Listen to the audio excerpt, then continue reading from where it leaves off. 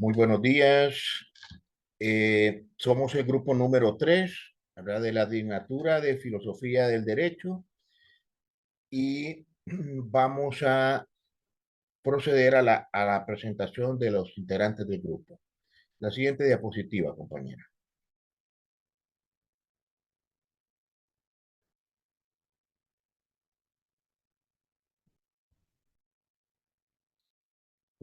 Como pueden ver ahí en la filmina que tenemos, los integrantes son el compañero Carlos Alberto Guzmán Bográn, la compañera Clara Patricia Galdames, ¿verdad? Dunia Patricia Funes Fiallo, su servidor José Tomás Lanza Rojas y la compañía María Esther Sánchez Ríos.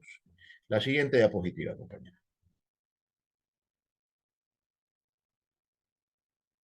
Para comenzar nuestra exposición, vamos a hablar sobre cuál es el ámbito de la argumentación jurídica. La argumentación jurídica consiste en exponer ordenadamente razones de tipo jurídico para defender una determinada postura relacionada con el ámbito del derecho.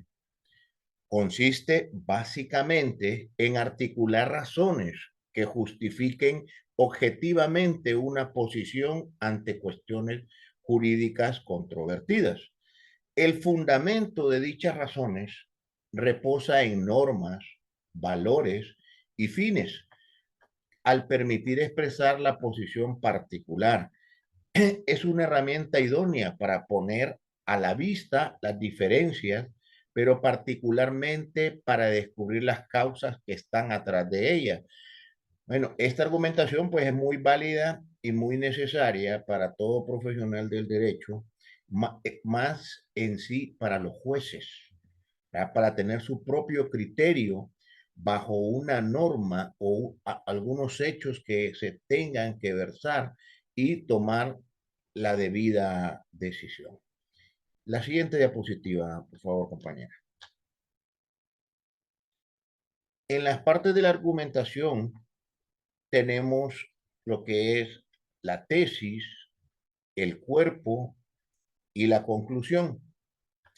Las argumentaciones judiciales, todo lo ha dicho anteriormente, que es en relación a muy importantes, porque son unas herramientas conceptuales y lingüísticas que hará del abogado un buen orador para que haga una defensa adecuada y obtener una sentencia favorable para los que para los que juzgan y emiten las sentencias, que sea de una manera y de una forma adecuada.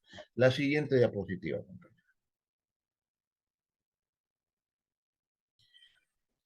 Tenemos una interrogante aquí. ¿Cómo debe ser resuelto el caso X? Nos decía Tienza en 1991 que sostiene que en las argumentaciones judiciales, como en casi todas, los problemas surgen por falta o exceso de información, por lo que el argumentar en estos casos concretos significa agregar e eliminar información a los efectos de finalizar el proceso de la argumentación con un apoyo mayor a la conclusión que cuando se inició. O sea, es sintetizar esa información, ver cuál es la parte importante de este argumento, de toda esta información que se nos presenta, tanto como profesionales del derecho, como en sí los jueces, para poder llegar a obtener esa sentencia justa.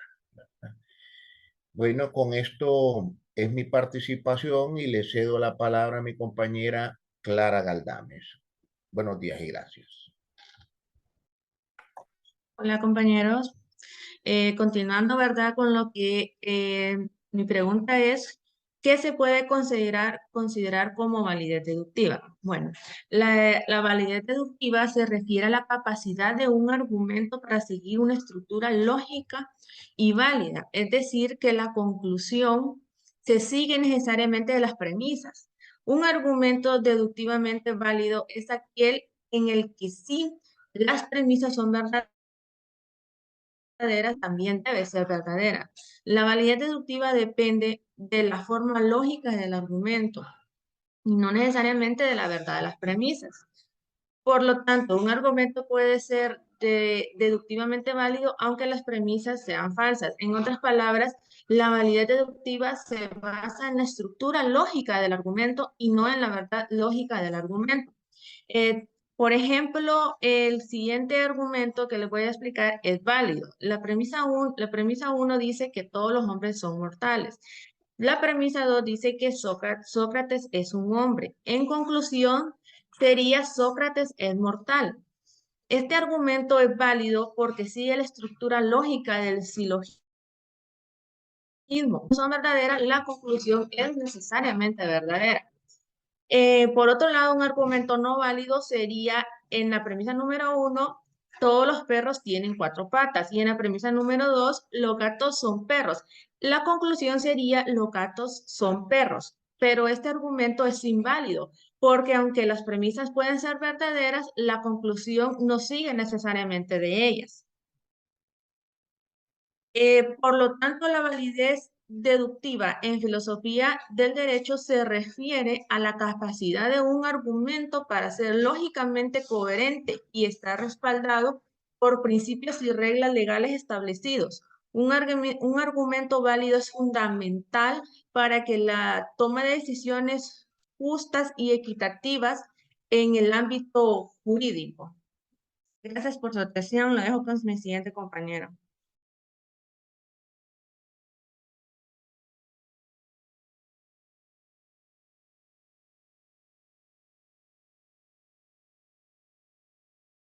Compañero Carlos, parece que está teniendo problemas de internet.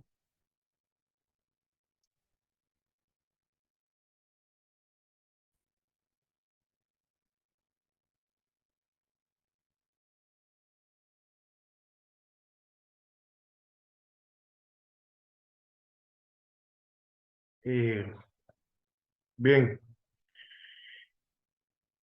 ¿cuál es la diferencia entre los argumentos deductivos y los argumentos no deductivos o inductivos, como también se les conoce, ¿verdad?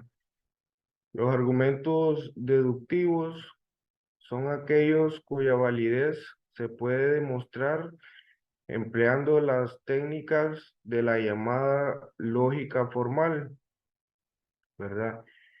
Estos son aquellos que se basan más que todo en la lógica, como lo dice el texto, ¿verdad? Son aquellos cuales sus premisas pues son verdaderas, por consecuencia sus resultados también tendrán que ser verdaderos. Los argumentos no deductivos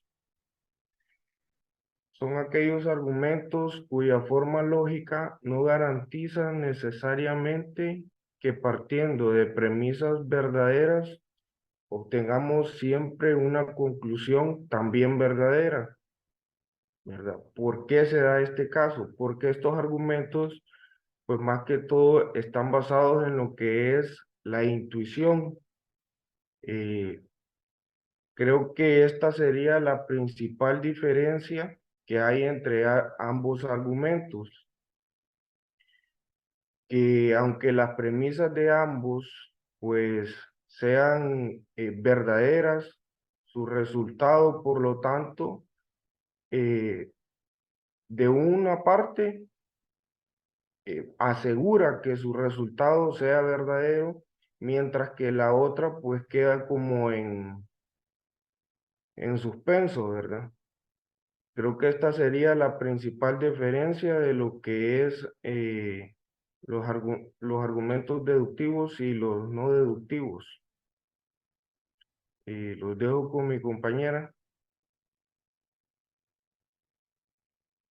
para la siguiente pregunta. Buenos días. La pregunta de la que yo voy a hablar es ¿en qué consiste el silogismo jurídico y cuáles son sus límites? Nos dice que el silogismo es lograr una relación coherente entre el aspecto formal y la norma, es decir, adecuar unos hechos a la descripción abstracta que hay en la norma. Por lo tanto, este tipo de razonamiento servirá efectivamente para garantizar la solidez en la argumentación que el abogado o cualquier operador del derecho presente para sustentar su posición, sin perder de vista que lo que se evalúa es la corrección de la conclusión a partir de la estructura lógica de sus premisas.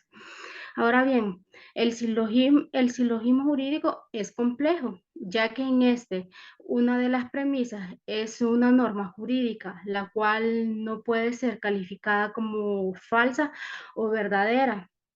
En efecto, la norma jurídica puede ser calificada como válida o inválida, pero no de falsa o verdadera. La función jurisdiccional que enfrenta en la construcción del silogismo jurídico y particularmente en el análisis de la premisa mayor, uno de sus mayores retos, la citada premisa, no es una simple preposición, sino una expresión normativa y como tal presenta tres problemas. La número uno podemos decir que es la determinación de la vigencia de la norma jurídica. En el segundo lugar, podemos decir que es interpretativo o hermenéutico. Hermenéutico, que es la técnica o método de interpretación. En el tercer lugar, el de la integración de lagunas. Ahora bien, vamos a hablar de los límites. Siguiente, compañera. Recordemos que el silogismo se entiende como una forma de razonamiento deductivo. Una deducción lógica que consta de dos preposiciones, premisas o antecedentes y una tercera como conclusión derivada de las otras dos. Veamos este ejemplo que tenemos. Nos dice que A siempre va a ser mayor que B. Entonces aquí X es A. Luego que X es mayor que B. Una de las premisas y la conclusión son procesos de conexiones estrictos. La relación entre los términos de un enunciado al ser confrontados con un tercero que hace de término medio hace posible las conclusiones, así como el término medio hace posible las posibles conclusiones. Así pues, el silogismo consta de dos enunciados, que es la premisa mayor y la premisa menor, en los que se comparan tres términos, de cuya comparación se obtiene una conclusión, premisa mayor, en la que se encuentra el término mayor, que es el predicado de la conclusión que se representa como P, y premisa menor, en la que se encuentra el término menor, que es el sujeto de la conclusión que se representa como una S. Entre ambas se realiza la comparación del término sujeto y término predicado con respecto al término medio que se representa como M, y finalmente la conclusión en la que se establece la relación entre el término sujeto y el término predicado. Los dejo con mi siguiente compañera.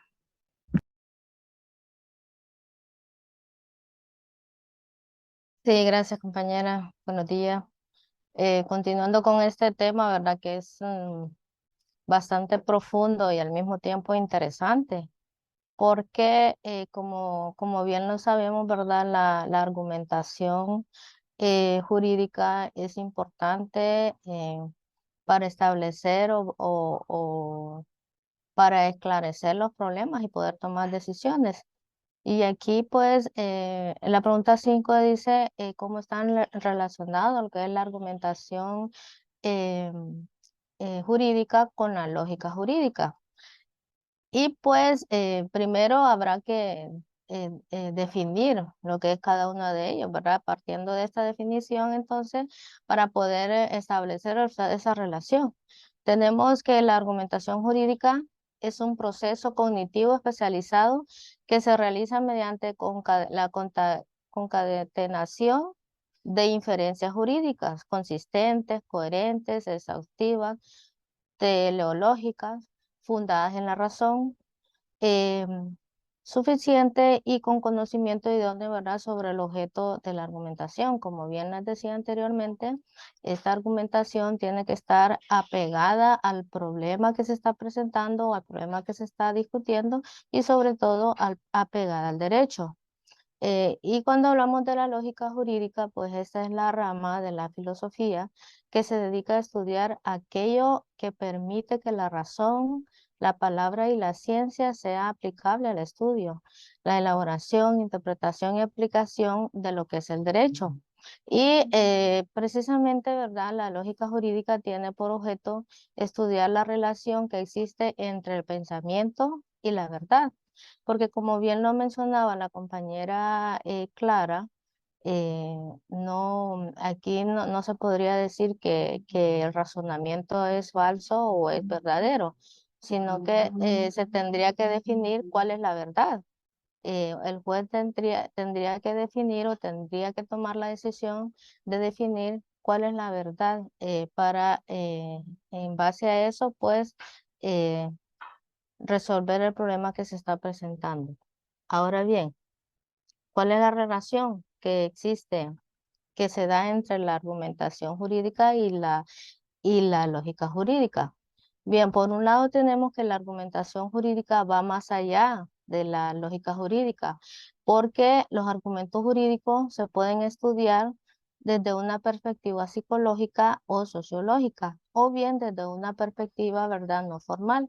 Y cuando hablamos de perspectiva no formal, aquí podemos o va incluido lo que es la lógica material o la lógica informal, o tópica o retórica o dialéctica, como querramos llamarla, ¿verdad? Entonces, aquí la argumentación jurídica considera lo que son los aspectos psicológicos y los aspectos sociológicos. Ahora bien, por otro lado, la lógica jurídica pues establece que va más allá de la argumentación jurídica en el sentido, ¿verdad?, que tiene un objeto de estudio más amplio, porque como bien hemos venido estudiando durante el transcurso de la clase de filosofía, pues la filosofía va más allá del razonamiento lógico.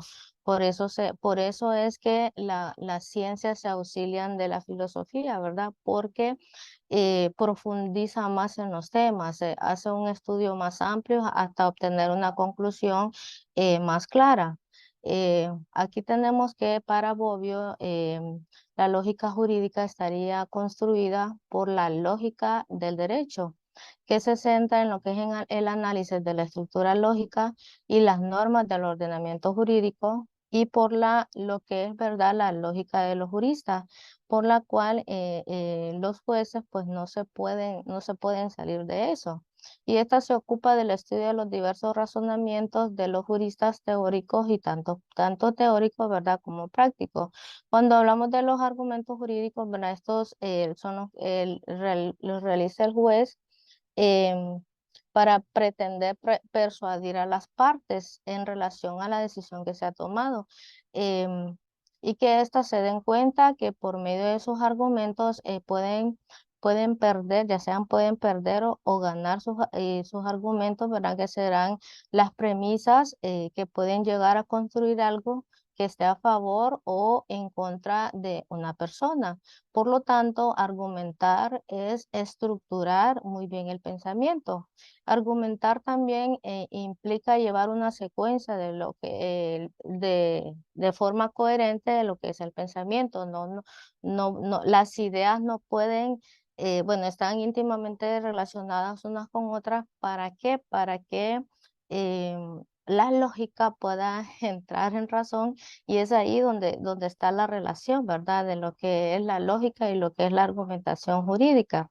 Entonces, siempre tenemos el análisis, o se hace el análisis de lo que es la premisa mayor y la premisa menor para poder llegar a una conclusión válida. Y cuando hablamos pues del razonamiento jurídico es aquella interpretación y valoración que cada persona hace y que se dicte de acuerdo a una decisión siempre, siempre apegada al derecho. Entonces, esa es la relación que existe entre lo que es la argumentación lógica y la lógica jurídica. ¿Por qué? Porque las dos, la argumentación tiene que hacerse de forma coherente, de forma lógica, ¿verdad? Y siempre lo que es apegada al derecho. Entonces, aquí pues para concluir lo que es la exposición, debemos recordar, ¿verdad? Haciendo un recordatorio de lo que los compañeros han presentado, podemos decir que la argumentación jurídica es una parte especial del razonamiento jurídico. Las respuestas que ofrece un investigador no son ni verdaderas ni son falsas, como lo veníamos diciendo, sino que solamente pueden ser consideradas como mejores o las más adecuadas para tomar esa decisión que el juez necesita, ¿verdad? En relación a determinado caso. También recordemos que un argumento deductivo es uno que solo puede ser derrotado retractando alguna de las premisas.